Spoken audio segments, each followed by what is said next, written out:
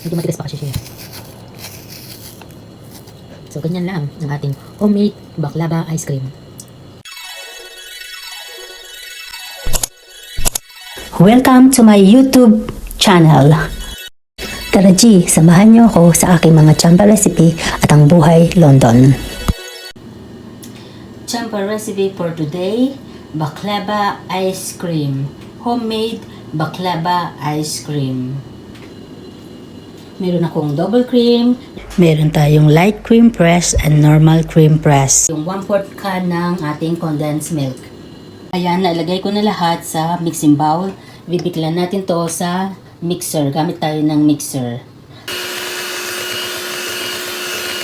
Ito na siya. Nabit na natin siya. Naging cream na. So, ilalagay na natin yung baklava. Ang lasa nito, maasim-asim. Kasi na may konting tamis lang. Kasi nga konti lang yung ating condensed milk. So, imimix ko lang ito. Pistachio baklava itong ating nilagay. Ayan. Tapos na ang ating baklava homemade ice cream. Ayan. I-freezer ko lang to. And then tomorrow, this is ready. Ito yung ice cream na ginawa ko na baklava. Ayan.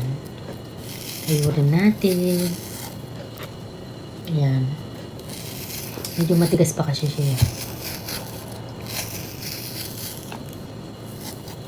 So, ganyan lang ang ating homemade baklava ice cream.